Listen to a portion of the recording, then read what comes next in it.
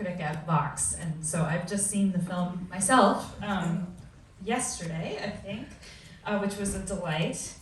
And Amy, I wanted to start with really your interest in making this film, your interest in the subject matter. I know that you were approached by a playwright, right, who was interested in making the play into a film. So what attracted you to the project?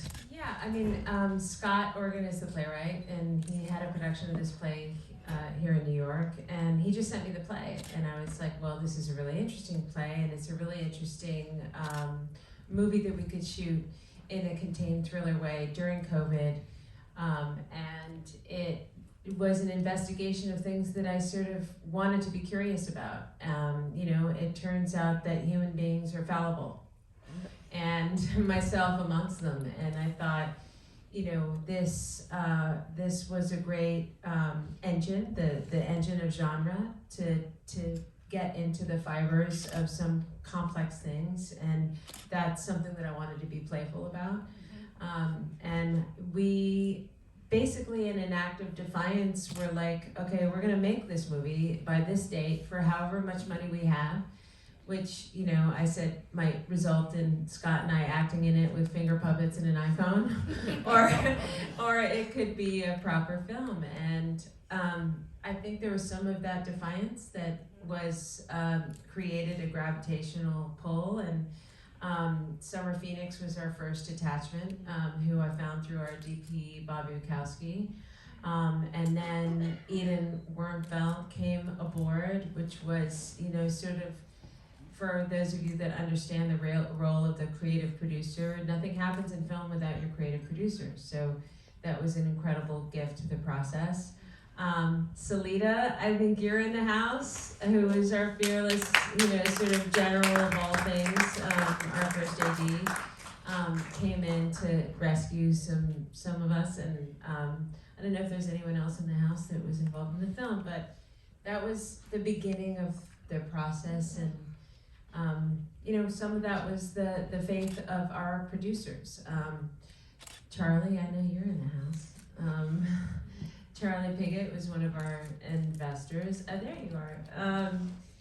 And our other investor, Jeff Hayes, who was like, I trust you to make this film. I'm going to give you this amount of money, no more, no less. And he let us cast for the roles and for the story, and didn't hold us to kind of what I consider to be a somewhat antiquated, sexist, and racist, financing model. So we got to actually cast actors and read them and do chemistry reads, and anyway, blabbing on. Sorry, no, long-winded answer to your question. It's every independent film especially kind of has its own weird little winding path to the actual shoot, right? And so those stories are always so interesting.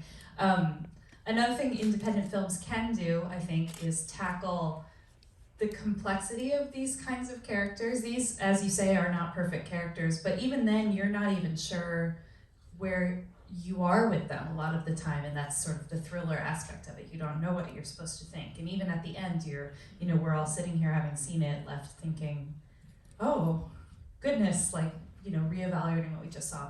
So I was wondering if you could talk a little bit about the value of telling those kinds of stories in an entertainment landscape that is usually not tolerant of ambiguity. That is where a little bit of the sort of suspense engine helps, because what we didn't want is for people to have the opportunity to make too many judgments in advance. You think oh well, that's the bad guy, and then you're like, oh well, wait a minute, let me follow the genesis of his behavior and understand what caused that behavior. Keeping the pace intact, not making the music something that was too pushy, being able to understand where we were lagging behind or where we were getting ahead. And also, we didn't want to promise that, oh, this is going to be a slasher thriller. We wanted to tee up the fear, but what is the fear really about? Is the fear the knife that's going to come out of it, or is the fear that you might lose your tether to your child in an instant? And that maybe your behavior that you didn't take responsibility for in your youth could fall out on the shoulders of your children. for me, being a mom of teenage girls, that's the horror story. So, you know, we didn't want to abandon the idea of fear, but also didn't want to overpromise, you know, that this is a horror flick either. So that was a little bit of the delicate balance. Yeah, I feel like a lot of that comes out too in just the music, the setting. Everything feels very pastoral and kind of comforting. The music is really lush throughout, and so it's kind of playing against these expectations that, you know, we kind of know something tense is happening, but we're also hearing this beautiful music and, you know, seeing these amazing mountains. And you shot in Utah. Yeah. Can you talk about the shoot and then some of those choices that you made in post-production too? Yeah, I mean, we had a quick shoot, and we were very lucky to have so many generous people in Utah willing to throw their stuff at us. You know, we shot in this beautiful house, and I was like, oh my God, this house is too beautiful, and it's too big. What am I gonna do? I don't want them to come off as just like completely rich people. So of course I loaded the house up with my kids' shitty pottery and my half-dead plants, and you know, but I was amazed, you know. And then we took the fancy blinds off, and we did all these things. We, you know, turned her room into a nest, and then the man that owned the house showed up, and I was like, oh my God, we're all going to jail. And he kind of looked around, you know, his fancy house, and he was like, can you leave it like this?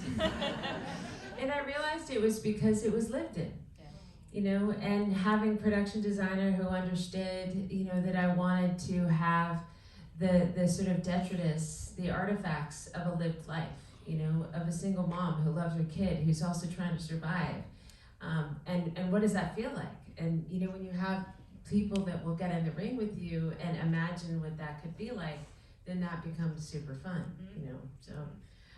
The mountains also, for me, just it's a very subjective experience, implicate me in my truth and in my lies. And so being able to have that as part of the thing that was in the background mattered, at least to me. Every time there's mountains, you know, in the background, I'm always thinking that like they're watching. Well, that's how, yeah, indeed. Can you talk about working with your cast? You know, there's a lot of tricky stuff here. There's a lot of kind of performance related, like kind of dependent character development, right? So how did you work with them? You know, I mourn their absence right now in this landscape. They are all very different, very dedicated, very self-investigated human beings. And Summer Phoenix was the first person to jump aboard, in a very complex character, and she was willing to look into the dark spaces, and that set a little bit of a tone for the rest of us and the rest of the actors. And then, like I said, I was able to work with Edie Blasco, who's a great casting director, and we did chemistry reads, and we, you know, were able to really do the DNA matching. They all were very possessive of their characters and the dignity of their characters, and I trusted that. And I wanted to make sure that we created as much elbow room for them to express that. And when they came to me and they said, this isn't tracking, I don't feel okay about this, I was like, I trust that. You know, because we had you can't talk a lot on set when you have a short shoot. So it was a lot of the conversations that happened in advance of that. You know, we talked about the music. We didn't use temp track, you know. All the actors had playlists for their characters. So that helped me understand like some of that essence. But you know, I could talk for 26 hours, which I won't do on your behalf, but they are amazing human beings. You know, having somebody like Kyle who I can talk to about masculinity and about power and about what it is to be calcified in your youth because you were never acknowledged in your truth. And how does that affect how you play out? You know, what is the downstream effect of that? And he was willing to have that conversation because he's a beautiful man, you know, so yeah, I just feel completely blessed. We're gonna give space for you to ask questions in a second, so while you're teeing them up, I just wanna ask you one more, which is, what from your perspective, as someone who's sort of been around the business in various capacities for a long time, knows kind of how the film business is working in America, what are like some of the hurdles that filmmakers do you feel are facing who want to make original work? And what would your advice be to perhaps a young filmmaker who's in the audience? Oh my gosh, every day that answer changes. Yesterday was Run for the Hills, today it's something else. I had a young filmmaker come up to me last night at our party who is a woman, and she was like, I want to be a filmmaker. And, I was just like, well, being who you are has gotten you to this moment. Do not abandon it because suddenly you're a director. If you're a soft-spoken person, you get to be a soft-spoken director. You get to be you, and you get to catalyze the stories you feel like you need to tell in whatever way it was that you've had your lived experience. And I think, I have to say, for a lot of women, you certainly feel like you have to flex in a very particular way, which you don't. That's not what strength is, and it's not really what, how it has to be executed. So there's sort of that part of it, the essence part, and then like the practical part is like no money, understand a budget. Your budget is the expression of your creative currency and values. And many of us can be, on my first film, I was pat on the head and dismissed. Don't, you go be a director, we'll worry about the money things. And I was like, wait a minute, what's happening right now? And so taking responsibility for understanding good money and bad money, understanding what the cost of money is, and knowing that you have agency in that conversation. If something doesn't feel right, it probably isn't. Every mistake I've made was when I kind of muted my intuition in this way. So, take your friends out to dinner who are line producers and say, what does this mean? I don't know what this means, It will bring you far, I think. It feels like just good life advice. Right. Exactly. Great. Well, okay, so I will call on you. We don't have a mic, so you'll have to speak loudly, and then I'm going to repeat your question just so we can have it. So let's just start down here. I thought you did a great job in kind of managing this dance of each character showing the vulnerability and then showing the strength. And I don't know if a male director would have been as effective. I think you really brought in some understanding and strength from being a woman, but not making any of the men feel they were less than the other characters. And I was curious about how that dance was accomplished in where you move from the script to your own ideas about how to make that work. So does that make sense? Yes, it does. A question about kind of the dance of let's just say gender interaction in working with these characters and trying to make sure that they were all fully rounded and empathetic. And especially when you step away from the script to add your own insights. Yeah, I mean, it's interesting. You have the movie that it is that's on the page, and that's one thing. And then you add all of these other elements, and it sort of becomes something else. And then once you've shot the film, nothing before that matters, right? You have an entirely other story that's actually in the can that you have to negotiate. And back to what we were discussing before in terms of some of those choices really comes with the people that we decided to play with. I'm at an age where life is too short to work with people that I don't respect. So being able to have investigative conversations about hard things, being able to look at what it is to be in a culture and at a time where it's pretty binary in our good and evil discussion. We've made a decision about somebody's behavior makes them evil, but we really haven't investigated where that behavior comes from. We do talk about generational trauma, we do talk about gaslighting, but maybe we need to be a little bit more curious about why somebody would feel comfort in the process of gaslighting somebody. What is that really about? So having playmates, to have those discussions, is what allows for that to be brought to the table. People that shy away from it or think, oh, that's yicky, I don't want to talk about it. Those are probably not my people. Another question. Yes, right here. Yes, I just want to say I love the Utah, all the cinematography and the Utah location. I just want to know, is it that was Utah about the setting of the play, or did you get some sort of tax break to it? Question about shooting in Utah reasons. Tax breaks. Yeah, no, we No, got no, it. no, I'm not. No, I totally appreciate the question. No, we got a lot of free stuff. You know, there for it. It was a Utah story. No, I live in Utah. I live in Salt Lake City, and I'm a part of the film community in Salt Lake City. And I really love the scrappiness, the unfussiness of a lot of what that is. I also know that the discussions that are happening there around some of these issues are kind of important. But the play was not set in Utah. I mean, we had to go in and recalibrate things like, you know, the idea of precincts doesn't exist in Utah. But we did know that when we expanded the play, you know, you're not dealing with these walls. And so the landscape becomes its own character. And when you're in a contained thriller and you've got 3 minutes where you're outside of that house, I wanted everybody to be able to kind of take a breath, you know. And so visually from an audience experience, it kind of mattered. Yes. Thank you so much. It's wonderful. I say this with the best of intentions. A lot of people over here, and maybe it's just here, we couldn't hear. We had the same problem. What? I'm sorry to say this, I don't know if it's everywhere, I feel like it was very hard to hear. There was something. Dialogue. Something was hard to hear. Yeah, it was.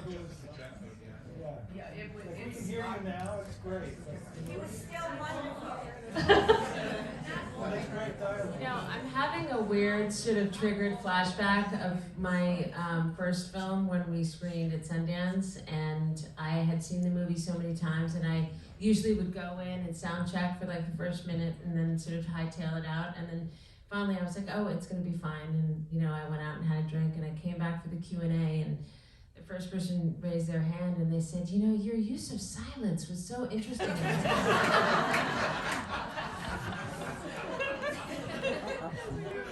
Now here we are again. Well, I'm sorry about that, you know, especially. It's the house, and somebody should tell them. Yeah.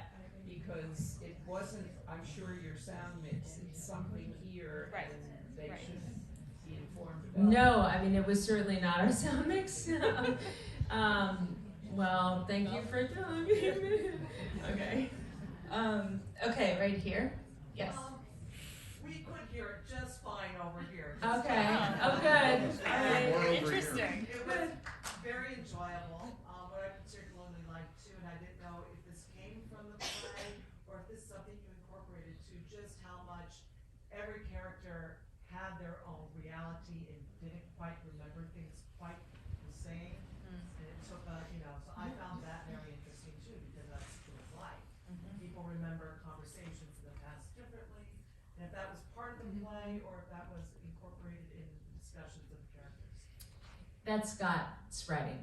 You know, I really have to throw it to him. His true north is to be able to give everybody the dignity of their experience. And that was something that we had to serve in the course of understanding how to tell the story. So, you know, it was definitely in the play, and then how is that realized in a film, and how is it realized with this particular crop of actors who are also bringing their lived experience to their characters? I really appreciate you saying that, because it was deliberate. I appreciate that because I don't think in the hands of another director the integrity of that would have been kept, and that's refreshing to see in a film. Thank you. Behind you. Yes. I just wanted to say that I thought that the way you pulled Kyle, the actor who plays Jesse and Eric, I'm a huge fan of Veronica Mars, so and I think that this role is really going to highlight his performance, and I was so impressed. And I don't know how you guys work together. And also horror fans have been talking about this because he does no horror roles like here and there. Yeah. So like horror fans are excited about this. So I heard about it because of that. Oh, I just wanted amazing. to say that I don't know how you guys work together. Yeah. But he just killed it, and He really pulled me in. Like I cried at like one point because it was just I felt for all the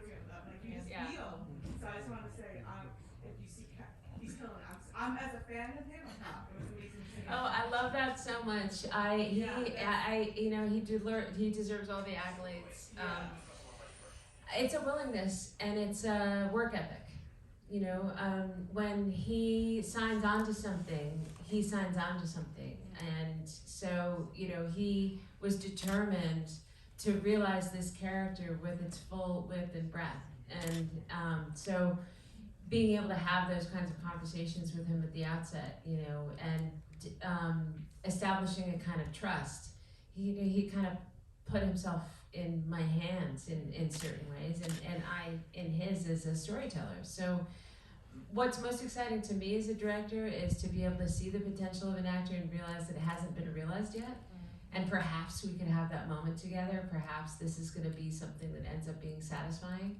So I'm excited that you see that, and I it's when I'm sad that they're not here to receive these pieces of feedback. I heard about it because before Twitter went down, I follow a lot of movie news, and people talk about him because he's always appearing small horror films. That he's in Redford. Yeah. He was in Smile, and he was in this the last Scream movie, and people said, oh, he's gonna people have been saying how he's been doing that genre. I'm sort of determined to make him a movie star because in this sea of sycophants and celebrity, it would be really great to uphold somebody who's actually an excellent person. And if when you're out in your virtual, when you're posting and stuff like that, please do say that, because it matters actually. His next film is a larger film, which hopefully will get him out there. But the more that we can uphold these kind of actors, these kind of men for what they are, I think the better off we all are. Yeah, I met him a long time ago, actually, in a random place, and I went up to him and I told him how much I love Veronica Mars. He's really sweet, I already know. Yeah, he's like Veronica Mars was brought up in the green room too. Can we go to behind you? Yes. Yes. Hi, I'm Holly. Nice to meet you. I'm an actor here in New York, and so this may be a Utah-New York difference, but the pace of this film is a lot slower than at least most scene work I get as an actor. I mean, TV is faster in general, but I'm curious about how you work with the actors on pace, if that was something you were kind of conscious of, or whether you would just kind of linger in the shots, or you would discuss it with them, or because I really love. I think it's kind of sad that our nervous systems aren't allowed to slow down to the pace of really seeing things as they unfold in real time, because everything often I feel is cut so quickly together. So I'm curious whether that was conscious. I just want to repeat the question, which was about the pacing of the scenes themselves and how it feels different depending on what kind of work you've done, but also how much of that was deliberate. Thank you for saying that. The anesthetic of our virtual world, right? We don't even use full phrases anymore to communicate. And like I said, some of my biggest mistakes is when I muted my intuition. And when people are trying to rush you through things, often it's because they're trying to rush you through seeing what you actually see. And you don't have time to stop and go, wait, what am I feeling? What am I seeing? And I feel like with these characters who all have intimacy, my own daughter, I do one thing with my lip and she's like, oh man, she's pissed, and I think we need to allow for ourselves to see that. So it was something that we talked about. It's a little bit built into the play as well, the dialogue, the repartee of theater. But they also, Grace was somebody that was like, I don't want to reveal myself. Her true north is that she's very determined to play young women with agency and dignity, and not to be dismissive of how they are receiving the world and reflecting it back to us. And so her determination to make that character more intelligent, not dismissible, and to be able to say, yeah, that's not okay what you just did, right? Which I think is more reflective of the young women that I'm around than not. so that takes time. And then, but then to calibrate that with, okay, now we're gonna pivot, and now we're gonna pivot, and I have to thank my editor, who allowed for some of those character moments to breathe, but it was also like, we gotta get on it. So that, that process, I think, wouldn't you say? I mean, that whole process was pretty deliberate, I think. The movie wasn't overly lit, which is refreshing. If you could just talk a little bit about that process. Talking those about the decisions. the decisions around the lighting. Yeah, I mean, Bobby really does like to play as I do with light and shadows, like what's in the shadows and what's in the light. This is a real person's home with the broken pottery and the half-dead plants, and so to have it feel, like, you're being interrogated would make a lot of sense. It's intuitively what he likes aesthetically. I like it because it allows for us to project ourselves into that home, but we also didn't have a timeline. So you work with what you got and make it your asset instead of something that's a hindrance. You say, okay, we can't afford a lot of lights, well, let's be deliberate about what light is there. Let's be conscious about it. Probably take one more, and we've got one right here. Yes, hi. I'm sorry, I would like a little clarification on the timeline when she had the affair with Jesse. How old was Anna? And who was Anna's father? Where was Anna's father? Yeah, like that whole, I didn't quite get that whole sequence. Yeah, I mean that. Hopefully that's a bit of a sound problem, and I'm so sorry no, I don't for think that. it was the sound. I think it was me. No, it's not you. It's definitely not you. So she was 4. So when Jesse comes and looks at the photograph and sees the reality, which was that he remembers that moment, but in his brain she had long hair, and then he questions his memory because he was like, no, I was absolutely sure you had long hair. So she was 4 years old, and what Beth reveals is at that moment she was not in a good place. She was in a place of shame. She was living a lie, and she was in an escapist sort of, kind of reflex. And so, and part of what happens when you get gaslit, I mean, a lot of us have actually seen the movie Gaslight. You're like, so now I am crazy. Yeah.